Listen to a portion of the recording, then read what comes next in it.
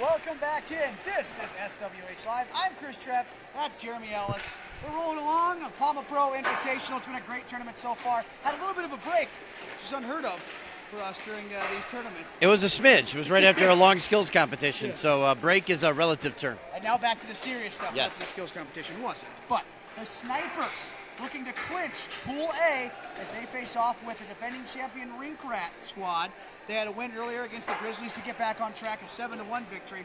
And now they're going to look for the upset against the Snipers. Hard to call it an upset because they're the defending champions, but nonetheless. Yeah, well, when you think of the top dogs in the division, you automatically think of the Snipers, right? So you're going to call it an upset like that. I don't think Rink got off to the best start in this tournament, but I think they've started to get their legs up under them. 7-1 victory over the Grizzlies earlier today, as we mentioned. And so they're looking pretty good for the playoffs, but I'm sure they would like to get this win here and get a better seed. To get some points here would be huge. The Snipers can clinch first place. Rink can really put the pressure on the Snipers with a victory here, and that would really shake things up in terms of standing. So a lot on the line here, and two teams that want this win badly. Yeah, well, if the Rink wins this game, they're going to be 3-1. The Snipers will be 3-1. It's going to really start a logjam there, and then you're going to have to go to those tiebreakers. So remember, every goal counts in the Pama Pro division. Well, looks like they're getting ready for the game, so we'll step out for a second. We'll be back for Puck Drop, the defending champion Rink squad against the Mission Labeda Snipers. Coming at you next on SWH Live.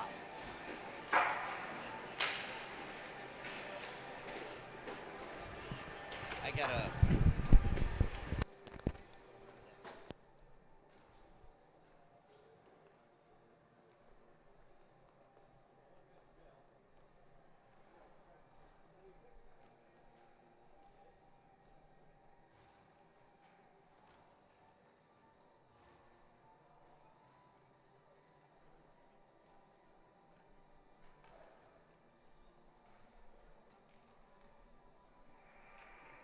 Welcome back into SWH Live. Chris Treff alongside Jeremy Ellis.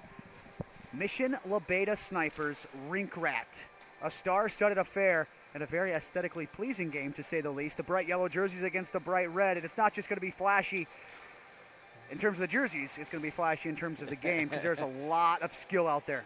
Yeah, there's definitely a lot of skill. We've talked about some of the guys to keep an eye on during the course of the game earlier today. But, let's talk real quick about the skills competition that happened just a bit earlier. The Tour Roadrunners with the aggregate title with the team competition. The Snipers came in third place in that competition, so they just missed out on that $1,500. But congratulations to the Tour Roadrunners for winning the team skills competition.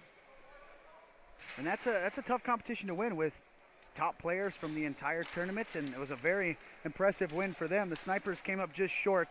Brand new format this year, so I think people liked it. And now Rink what a win earlier against the Grizzlies after their disappointing loss to the Tour Roadrunners yesterday. Eitan Trevera comes into the zone, now he turns back. And yesterday he took a major penalty that you don't want to say cost his team the game, and it was an unintentional high stick that injured Max Halverson, but he got a game misconduct and a major penalty, and the Roadrunners scored 3 goals on that power play en route to victory. So did that mean Eitan had to sit out the earlier game when they won 7-1, or did it not carry a suspension? Normally that would carry an automatic. I don't know if it was a DQ or just a game ejection. Gotcha. So that's something we overlooked there. I'm sure Dennis would know. He's over there.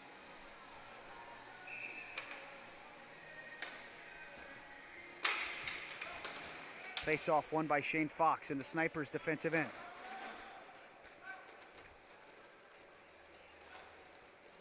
Fox sends it up to Charlie Combs.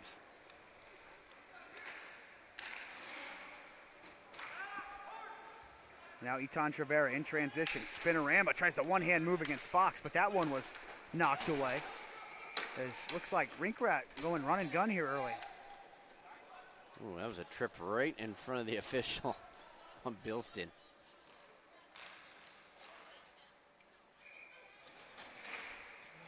The shot put on and goes up and out of play. Joel Eisenhower, the goaltender for Rink Obviously a little bit different styles from TNT last season, but not much of a fall off, if at all. No. He's an excellent goaltender. No, former Black Ice goaltender, so he knows what it takes to be at the top of this division as well. So, like you mentioned, not a fall off at all.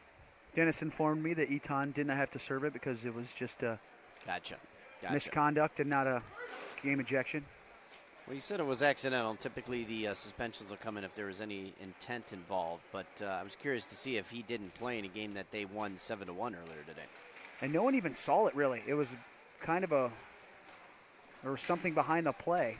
So, because I had no idea what was going on. I just saw Max Halverson holding his face, and Eton got kicked out of the game.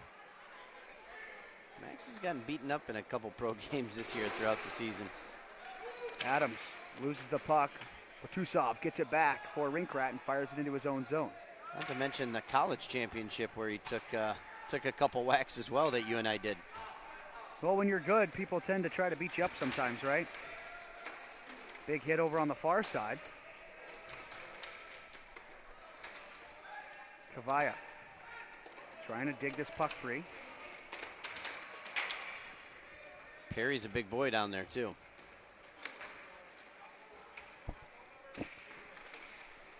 Brandon Hawkins. Sometimes you can tell he's just toying with guys. Like there's a good play to be made, but the guy's slashing him, so he just keeps the puck until he does something even worse. Sigmund dancing into the zone. That one is knocked away. Now Jack Holmes comes away at the puck. Beautiful move. Jack Holmes, the big guy, out of St. Louis. Tries the toe drag. That was knocked away. Here comes Ryan Perry. He's got such a quick release. He takes it. And Redmond makes the pad stop. Don't you just love it when you talk about something someone does so well right before they do it? Exactly. Brandon Hawkins, he's got a great shot. He takes it, and that one goes over top the net. Well, you're late there. I know, but worth a try. But you can say that with every shot he takes. Exactly. So. Rinkrat moves the puck up now. Eton Trevera. High slot, cuts to the right, waits, shoots. Redmond makes the stop. The better the chances have gone to Rinkrat here in the early going. They tried to throw this one to the back door. That one was blocked, and now it's Greg Thompson. Jaden Guzman out there for his first shift. Fastest skater in the skills competition. Congrats to Jaden. He beats out John Seamer. Now Verstegen, and a poke check by Redmond knocks it away. Joaquin gets to the puck, though. It's rolling on him, though. He can't do much with it. Redmond is very aggressive with that poke check, but he's so smart. Rarely does he miss him. Yeah, no, that one, if he sells out there and misses that, Verstegen's going to walk in on an empty net. Joaquin Chavera moves up the floor. Joaquin, head up. Puck rolls on him again, so he recollects and heads back. Hayden Maxwell out there for Rinkrat. With Corey Hodge, Verstegen, and the man with the puck, Joaquin Chavera. Hayden Maxwell, head coach Dan Maxwell behind the bench for Rinkrat. Hence, that's why they have an old school goal song. Now a shot put on by Verstegen. Pad stop by Redmond. Guzman quickly back the other way. Finds Chris Terry left wing side. Chris Terry centers it. A shot on net. They score! That was a tough angle on the forehand there. I thought Eisenhower almost got a piece of it. Kyle Kramer gets the cross crease pass and buries it. Eisenhower got a good amount of it, but not enough. Impressive effort, but it goes for naught, and it's 1-0 Snipers. First mistake all game for Rinkrat, and Mission Labeda takes advantage. Well, you know, that's kind of been the transition. You know, Kyle Kramer used to be the man offensively for this team. Now you can afford to, you know, let him score once or twice a tournament and still be successful with the amount of offensive firepower that you have out here for the Snipers. But it's good to see Kyle back on the board and on the score sheet. Big tie up in the far corner. Puck is centered and missed. Batusov skating up the floor. Overskated it. Ryan Perry on the puck. Gets it back to Kevin Adams. Well, you got to have some confidence if you're Rinkrat because, yeah, you're down 1-0, but you've played a pretty flawless game so far. Now Verstegen, a shot and a pad stop by Redmond. They just can't seem to solve Redmond here in the early going. No, not at all. He's been aggressive and he's been well. Kevin Adams, former Pama player, so nice little pickup. Haven't seen him in a couple years. Bruce, a shot, it's blocked, but it comes right back to him, and he takes advantage of the fortuitous bounce and puts it in past Eisenhower. 2-0 Snipers, 12:19 left in the first. is Ryan Perry. And Tommy Bruce getting into it after the whistle. Well, not only that, but two Rink Rat players had Bilston locked up in the corner. I think that was Perry and someone else that had him kind of hemmed up down there in the corner. They got those two separated, and a couple other players came together there, but broken up pretty quickly. Good job by the officials there.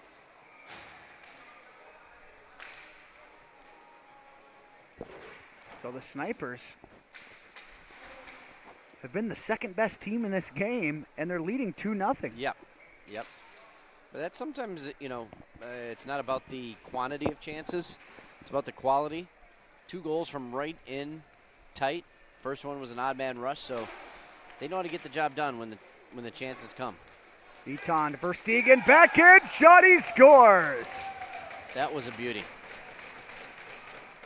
Eton Trevera, I don't even know how to describe that spinorama move he had. It was like in the middle of his spinorama, pivoted, and then made a drop pass, and Verstegen, backhand shelf.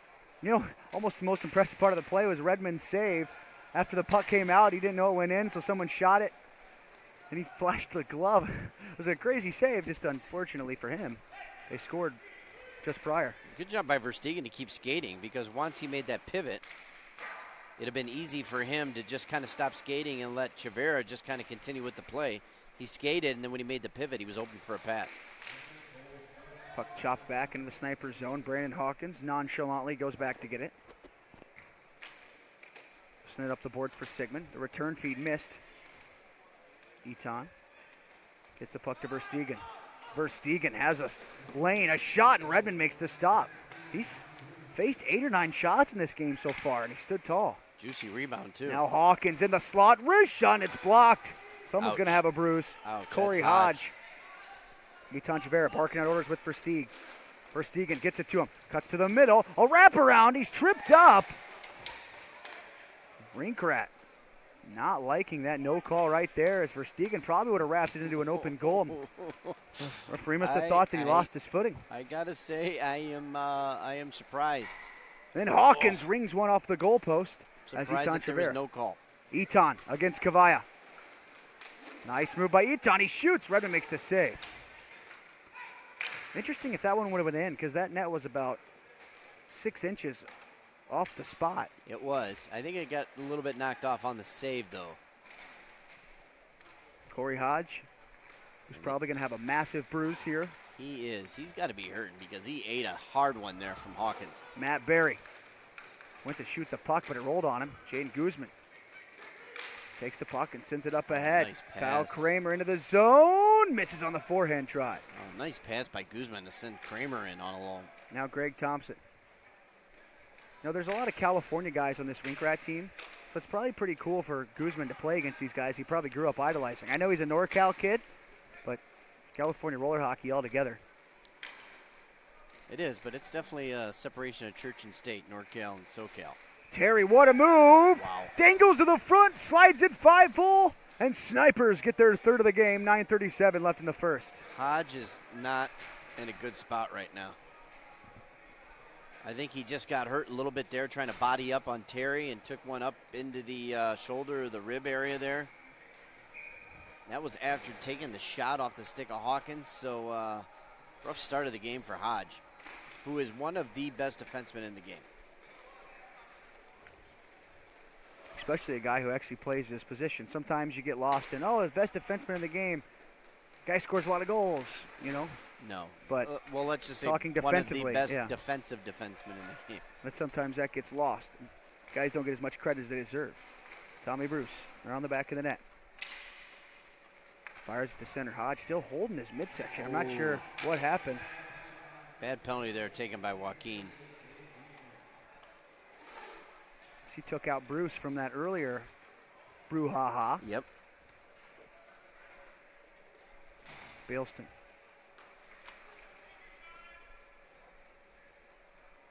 Gets the puck to Tommy Bruce. Well, we saw this happen earlier today. And Brandon Hawkins just sat there waiting for that one-timer. When he finally got it, he buried it.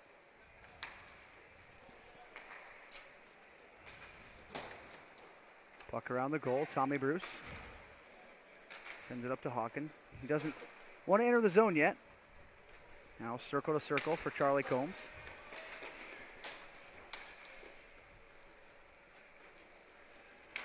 Now Hawkins. Ooh, that was close to being over. Fox fires it back to Bruce. Starter's going to get an arm workout here. Did you look at the clock this time? You know what? I missed it this time, but here we go. Rink rat does a change in the middle of this delayed call. You think they maybe did that to bait him? A little bit. You don't want to give an odd man rush to bait him. Yeah, you don't, but I think if that gets the impetus to make him move it, because they're just going to continue to roll seconds off the clock. That's not a bad theory. It worked. Got him to rush the puck up the floor and get across the line. Did Bealston get a penalty here? Wow.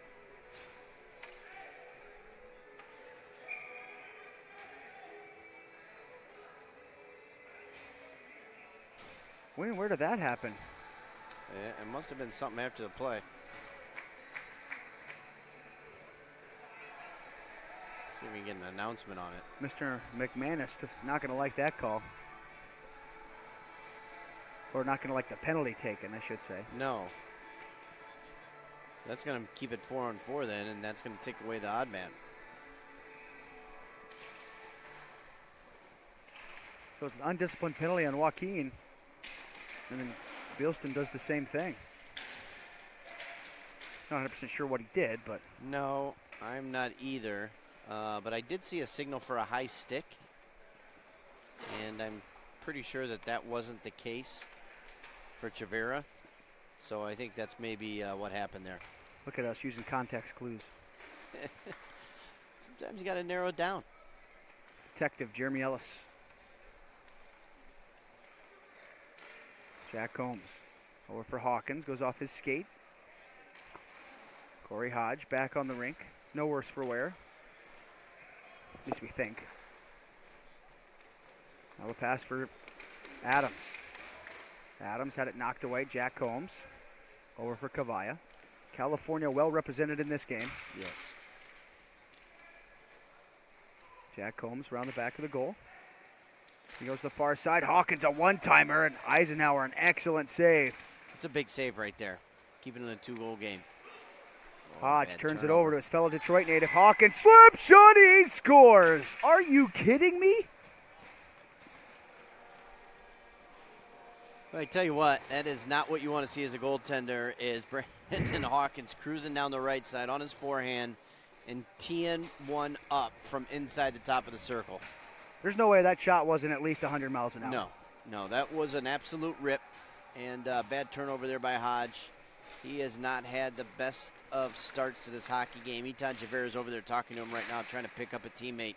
But Hodge not, don't know if, maybe he's hurt just a little bit. He took that shot from Hawkins earlier, and then he took one in the shoulder as well. So he may be banged up a little bit. We'll keep an eye and see if he gets a regular shift here from here on out. Off the bar and in. A blazing slap shot from inside the dots. That is no small windup either. He really torques it back there. He let everybody know what he was doing. Ryan Perry, his former teammate. On the Border Cats. Yep. Imagine how good the Border Cats would be if they still had all their big guns. Spezia, Perry, Hawkins. Not that they're not good by any means. Perry, what a move, speak of the devil. He makes it 4-2. 5:54 left in the first. Well, I'll even throw you another little tidbit. There was once a time that Chris Terry actually laced him up for the Border Cats. Did you know that? No. When he first started kind of skating roller hockey, he was coming down from Canada to the Detroit area and played a couple tournaments with him. My roller hockey knowledge goes back about 6 years. And they were trying to get him to come into the bigger tournaments with them, and he just wasn't ready to do it at the time. Then 100 NHL games later, he's playing for the Snipers. Yeah.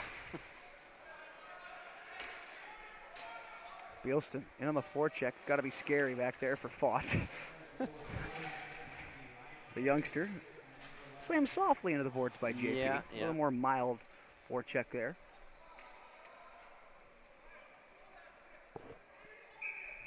there wasn't a whistle soon, somebody was going to get shanked.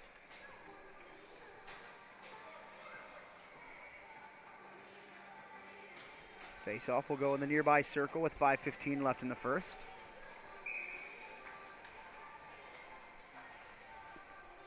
Well, it was good talking to Chad Siebel during the skills competition. So him and JP, former teammates. So you wonder when JP and Yoder and those guys will finally, hang up the skates in the pro division. It's going to be a sad day. It's going to be the end of an era when those two decide to lace them up for the last time. And they'll get a little less tough, too.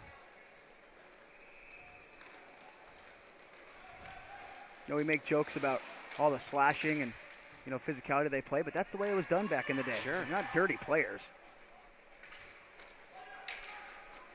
Tommy Bruce has 2 rink rat forecheckers on him, but he slips away. Shane Fox into the zone, now back into his own end.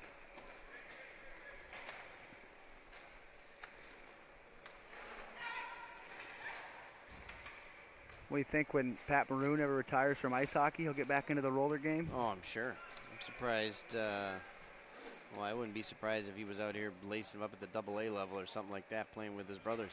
There was a rumor that he almost played for the Snipers at this tournament. Maybe that whole NHL free agent thing and the chance of getting hurt probably shied away from that. There was an event out in San Jose, a Narch Pro event that... Sigmund moves in, not to interrupt you. No, I was going to let that one kind of matriculate there. But there was a Narch Pro event where he kind of went knee to knee when they were playing Alkali, inadvertently, mind you, but he was down on the ground, and there was just a pall of silence over the whole rink. And that was prior to him really kind of making it with the Ducks when he did. So Hawkins around the back of the net. Now he throws it near side. Guzman's wide open. He'll shoot and score. Scratched out at Sigmund. He puts it top shelf. 5-2 lead for the Snipers. 3:24 left in the first. Yeah, that's a big goal. Sigmund in tight on the goaltender, and he's all lubed up after doing that skills competition. The accuracy, he had to go top shelf in that, and he showed off his skills right there, going up top over Eisenhower. And 5-2 lead. And, for the Snipers, we talk about the firepower that they have, but they're really not a high-scoring team because they possess the puck so much. But the style of play that Rink Rat is kind of dictating here is a run-and-gun style, so they can put goals on the board when they need to. Greg Thompson, speaking of ageless wonders. Gets the puck to Guzman. Wow, and the young fella. Not shying away from anything. What I've been impressed with is his confidence. Kramer now, delayed penalty on. Get the puck to Terry. All right, I got 2:58 on that penalty. They can't bring it back in their own end, though. Well, luckily for the Rink Rat side, they're already in the zone. Guzman is just oozing with confidence, and he's playing his normal game. He's not being timid or shy. Right. Which is impressive. Yeah, he was super excited down there on the floor during the skills competition. You could tell this is a big deal for him. Get the puck to Kramer. His wrist shot goes wide. That's got to be pretty cool.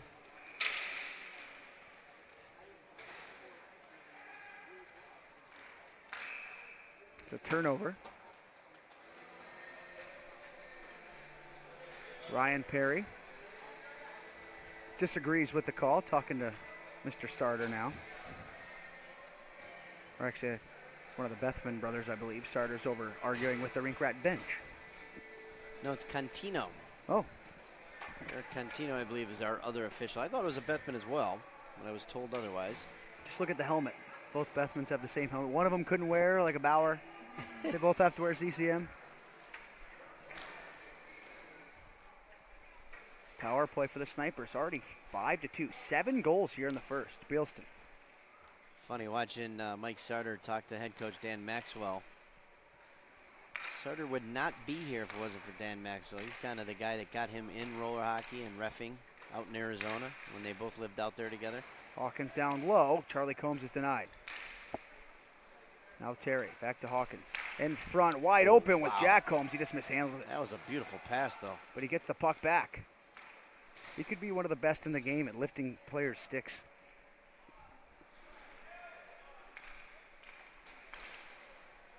Hawkins over to Bealston. Chavera and Combs really going at it hard in front of the net. Puck down low. Hawkins wants it. Fakes the shot, goes far side. Bealston shoots and scores. Gravy time. 6 first period goals for the Snipers. This one on the power play. Minute 23 left in the first. And the lead gets bigger. Yeah, I don't think they are going to want to go to the backup goaltender in this spot for Rink Rat, but you do have to kind of wonder how much more Eisenhower is going to take there. 6 goals still in the first period. Especially since it's a youngster. One of the younger kids is serving as a backup. Yeah. Just in case of injury. An e-bug, you could say. Yeah, those guys are kind of made for the skills competitions. That's what he Yeah. had a chance to take part in.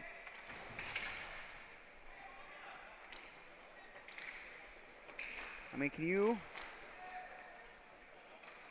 not have the Snipers as your favorite in this tournament? Well, I think they definitely are. But I have seen them come up short with this roster. I mean, you know, there's Matt White has played on this team the last couple years. He's not here and hasn't been playing with them this summer. But I've seen them lose with him on the roster, and he's, you know, probably the consensus best roller hockey player in the world when he gets up and going. So Guzman rode hard in the boards there by Chavera. Talked about how Guzman might have grew up watching Eton. Yep. And there he gets slammed into the boards by him. Kramer into the zone. Shoots and scores. What a shot. Top shelf. 11.6 seconds left in the first. It's 7-2 Snipers.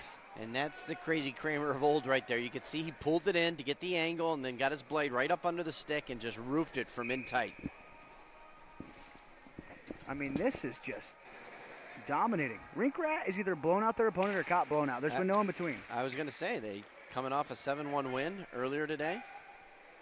So this is definitely going to hurt their playoff standing. Yesterday they beat Connick 6-1. Eton Trevera shoots that one, goes over top of the net. They beat Connick 6-1 and then lost 7-3 to the Roadrunners. So it's get blown out or blow out your opponent so far.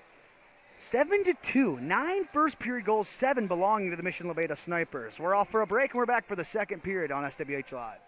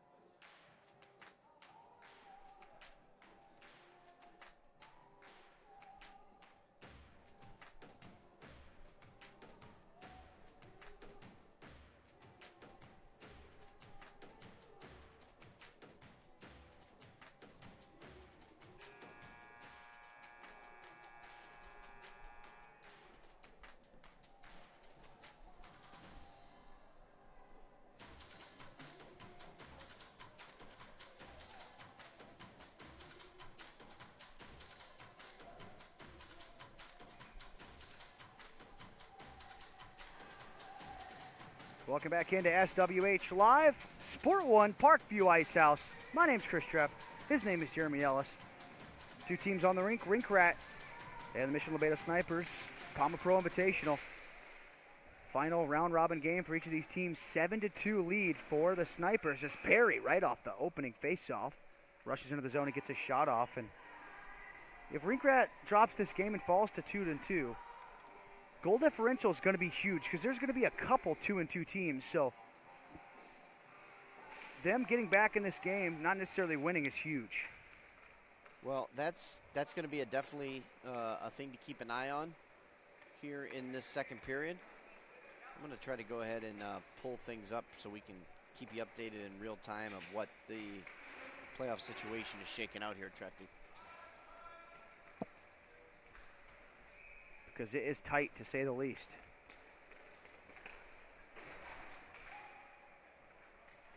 Especially in Pool B. Snipers and Mudcats. Well, this is the first game. Pool A, excuse me. This is the first game that we'll have two teams completing the round robin. So Rink Rat has 6 points. The Roadrunners are 2-1 as they got the victory earlier today on the other rink against Conix, Well, who is basically, 0-3. yeah, basically it's all about positioning now because Conix and you have the Grizzlies teams. are out. You have 4 teams that are all 0-3: Wings, Conix, Shakers, and Grizzly. So those 4 teams are all eliminated, and then you have a plethora of teams at 2-1.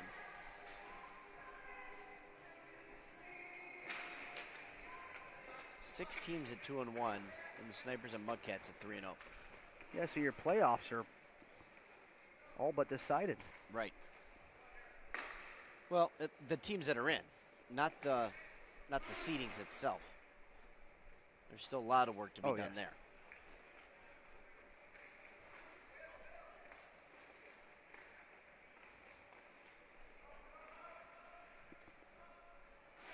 Maxwell into the zone for Rink Rat. And your seeding is important because you're playing the opposite of your pool. So it's not a straight 1 versus 8. Not only that, but the seeding helps out on your game times and the amount of break that you have in between games. Goal differentials all over the place too. Out of those, So the Roadrunners, if they tie Rink Rat here, would have the head-to-head. yes, Unless the Border Cats go 2-2. a lot of those 2-1 teams, only one has a negative goal differential, and that's the Golden Knights.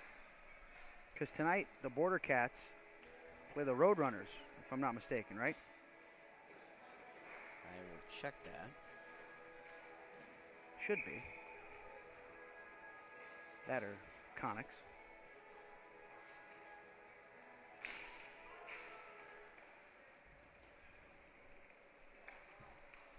Bracketology here. Well, this slow pace to the game goes on. Roadrunners, yep. That's a big one. 7:30 scheduled start. Someone's going to be 3-1.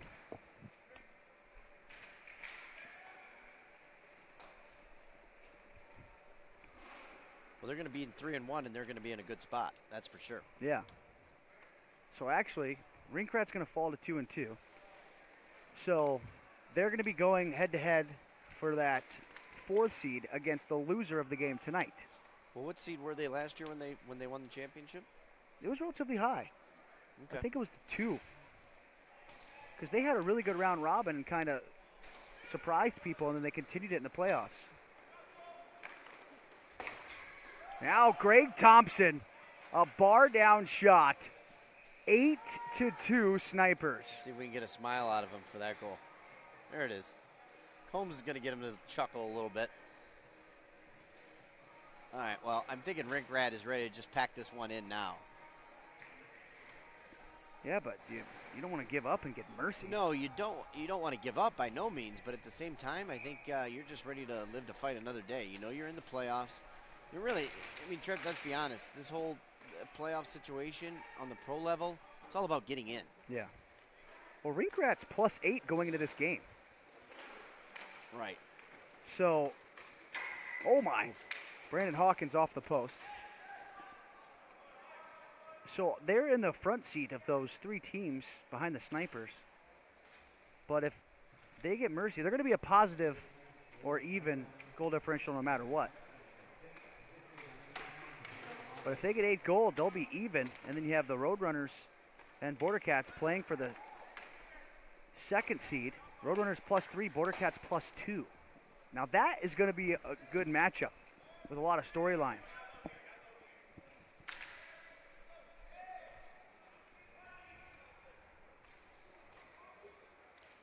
Sure, Rink Rat would love to have Jerry Osterkamp out there lacing him up for him.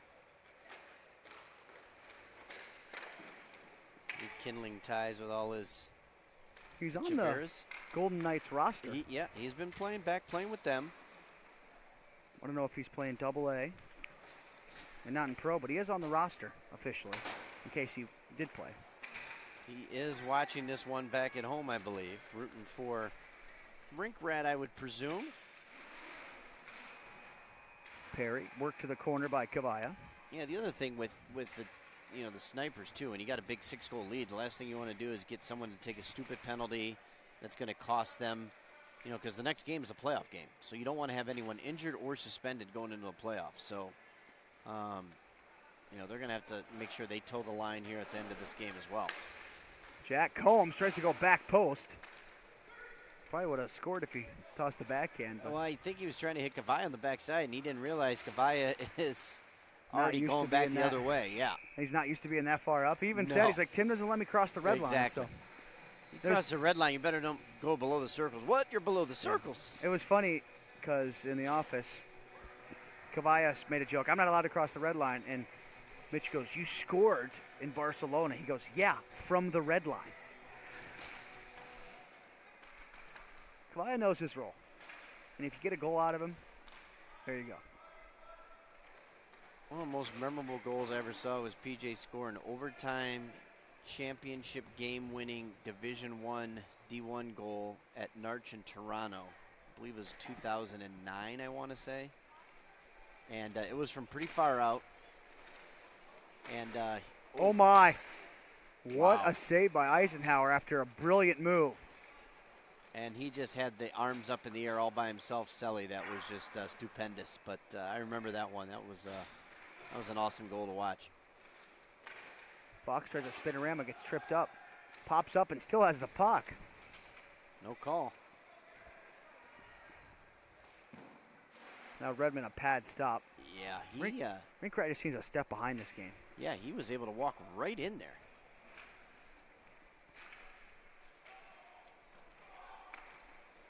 Pass comes up, Charlie Combs. He's got Rowan Porter going to the net. One-timer goes off the side of the goal. This Porter getting some playing time here. Nearly had a goal. Yeah.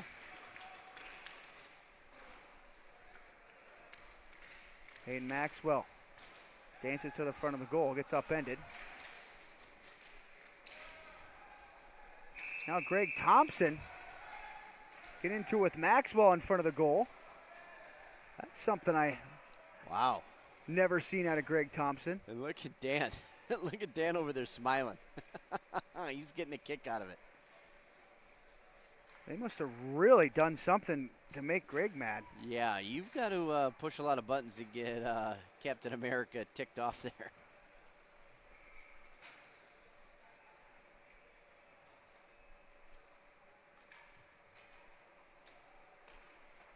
Let's see if the Snipers, I think the Snipers are going to have to be shorthanded on this because Thompson was a little bit more of the aggressor and then someone kind of swooped in to break things up, which, it's always a gray area of third man in, things like that. But, there was not according to Dennis Jelsic. He says it's black and white. You can ask him about it.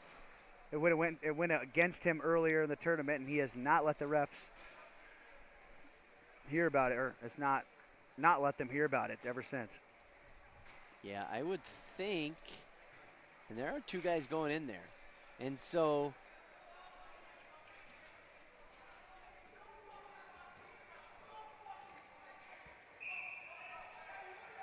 wow, it's getting heated back there. Maxwell must have really done something there. Well, I mean, I've never seen Thompson this mad. No. Ever. I've seen him play way less than you, but. And Maxwell, no. I mean, I've seen him break a couple sticks over some guys back in the college days when Lindenwood just would run ramshot over people. I mean, he can get ornery when he wants to. That's for sure. But his demeanor is definitely a lot more low key. And no, Rowan Porter's being shown the gate. So that must have stemmed from something behind. Well, I think it might have just been him yelling. Well, he was off. I mean, you saw Kyle Kramer kind of come behind the penalty bench. That's always I get why rinks do it and put the penalty benches over there so you can have all the stands on one side, but it's always a leery situation when you got the benches and the penalty boxes right there. It can. Well, Maxwell is leaving the game as well. Yeah, and he's fired up.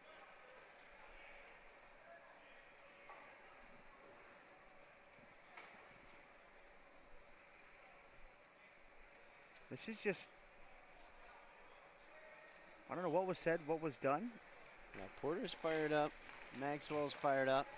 I mean, his dad, Dan, the coach of the Rink Rat, he was getting a chuckle out of it. So, like I mentioned, they did get a man advantage out of this here, and I think that was just kind of because Thompson was a little bit more the aggressor. Yeah.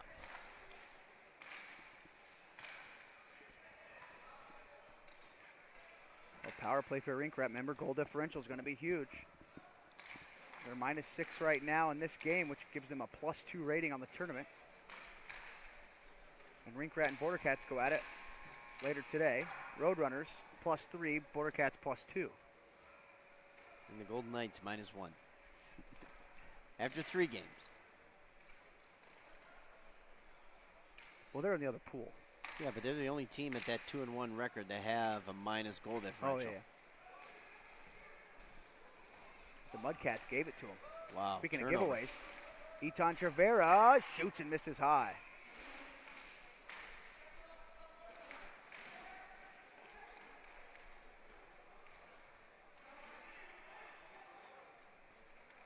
I'm not sure if Maxwell speared Thompson or what. I still can't get over that. I can't wait to hear from Greg. You know it's going to be so mild-mannered. Kavaya blocks the shot as the puck comes over to the near side. It's a very sloppy power play here for Rink Rat. Joaquin shoots. Shoulder stop made by Redmond.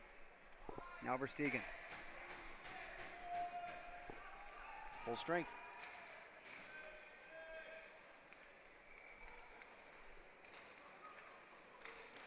Joaquin. This is on a pass to Eton.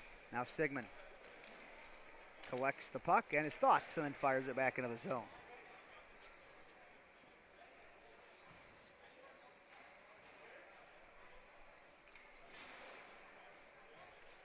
Rowan Porter down there holding court with some of the people next to the rink here, including George Collins. So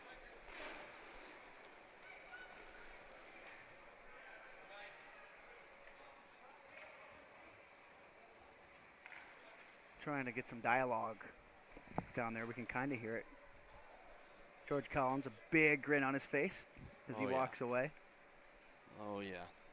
You don't see George smiling. You got to wonder if there's a bomb threat outside because he is a happy-go-lucky gentleman. Even when he's mad, he's smiling because he's laughing about what he's mad about. Yep.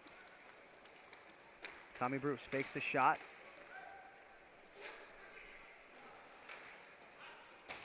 Brandon Hawkins. Cuts to the front, shoots, and that one goes up and out of play. Got to stick on that at the last possible second to block that up into the netting. I'm surprised they haven't given the youngsters some time between the pipes. I mean, I know the goal differential's big, but Eisenhower, with his team trailing by 6 goals, you don't want to see him, pull anything or get hurt out there in a game that you're clearly not at your best at and not going to win. A tale of two teams. Rink Rat. 2 blowout wins, and if this stands, 2 blowout losses. Sigmund. Saucer pass towards the front of the net that was blocked. Now will smack it back into his own end. Pass to the front of the net, and Sigmund deflects it wide. You know, a team that got a bit of a tough break on a tough draw was Envious Wings. 1 goal loss to the Golden Knights, close loss to Black Ice, and then the Mudcats was their worst loss. Now Kramer a shot, and that one is stopped. Well, that Wings team is a team of guys that have been around for a while, but they haven't been on the scene in a couple years. But that's a team that used to be right in the thick of things in the pro divisions of the various tournaments. Eton to the front of the net. Crazy Karam, and it goes wide. Yeah, a lot of talent came out of Western New York there on those Buffalo-based teams.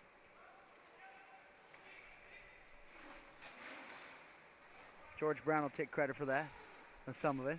He would. Some of those guys. I mean, that was Eric Hawk and his program there. I mean, I'm sure those guys were kind of competing against one another for talent back in that same area.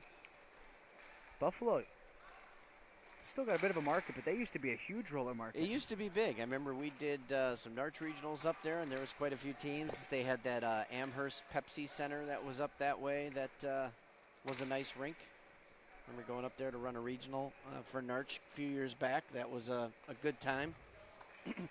And lots of good hockey up there, too.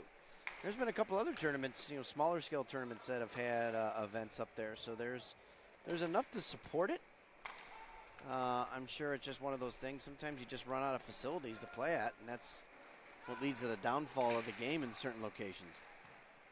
Chavera, toe drag shot. The save is made by Redmond. Good example of that is Colorado.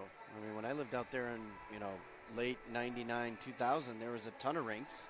They started to close down, and that, kind of precipitated the fall of roller hockey out there in Colorado a little bit, Denver area. Well, hopefully that doesn't happen to Tampa, because they just lost their last rink there in Tampa. Hoping for those guys to get something somewhere. I know there's a lot of people working hard down there to get some rink back, because there's certainly a base of teams. Apparently Tallahassee has a rink that I heard about. Yeah. Which is not Jacksonville Tampa has one era, too. but I think it's like Florida. a wood-based floor. Wraparound attempt, and that one is held on to. 5:41 left in the second. There actually used to be a rink here in Fort Wayne, the Plex. Yes. Just down the street. That's where I grew up playing. That's the first hockey I ever played. Came here in 2003 for the Midwest Collegiate Roller Hockey League. We had our kickoff event there. We had a league meeting at, I forget the hotel conference center that we were at, but we did a league meeting there for a couple years in a row. Pat O'Brien's, or I forget the name of the facility, but we played on, what was that roll-on like tennis court floor. That's where I grew up playing on. When teams would come from out of town to play, like we always had, it was called the Plex Extravaganza every year, or Plex Extravaganza, whatever. But we had teams come from out of town, Chicago, Detroit, to play in it. Right. Way better teams, like guys that come to tournaments They like couldn't this. play on the floor. We'd beat them every time. Yeah. And then they'd complain because their wheels were getting chopped up. It's like, I don't know what to tell you. Yeah, no, I've been there. I remember. Now, are they still around, or are they It's just soccer only? soccer only? That shut down when this rink got built because they, in the summer, this exact rink right here, they have a floor. Shot and a score, a power play goal. Charlie Combs sitting in the penalty box. And Rink Rat makes it 8-3, 5:24 left in the second. Well, that was Perry, and he is out there for one reason and one reason only. That's to score goals. But you prefer that he has a game with 2 goals, not when you're trailing by 6. Yeah. Right? You want to get him to get goals when it really matters. It's fine to score a couple goals in a game when you're getting blown out, but I'm sure that that the Snipers would, or the Rink Rat team would love to get him on the board when it's a tighter hockey game. Kavaya for Sigmund. The Snipers have a little extra jump in their step here. Definitely. As they're trailing in the period, 1-0. Well, it was a power play goal. Cavallo wraps it around the back of the net.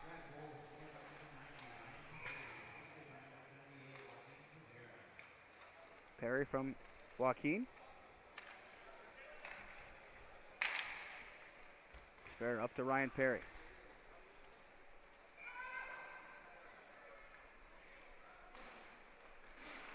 Perry's got such a quick release. I don't know what it is about those Detroit guys. They all seem to have just snappers. Yeah, and he's a tall player, so he's, Yeah. He can really get that stick flexed. There's Matt Barry. Played last year for Utah in the ECHL. Him and Hawkins going at it. Barry in front, backhand shot misses. Now Guzman. Up for Jack Combs. Got Hawkins going to the net, gets it there. Hawkins shoots and scores. Well, and he has a few choice words for Eisenhower as well. I think he was chirping Hodge. He was talking to Detroit someone. Buddy. Well, he was literally laughing while he shot it in the net, effortlessly. Well, I tell you what, Hodge is going to put this game on a piece of paper, ball it up, and throw it in the trash can because it has not been his game. He's gotten banged up. He took a shot. He got banged up after that, after he took the shot off the stick of Hawkins. And a couple of uncharacteristic turnovers. Guys have been able to take him wide and walk him a little bit. So he's good about having a short-term memory. He'll forget about this one. He's too good of a player to let this kind of hang over.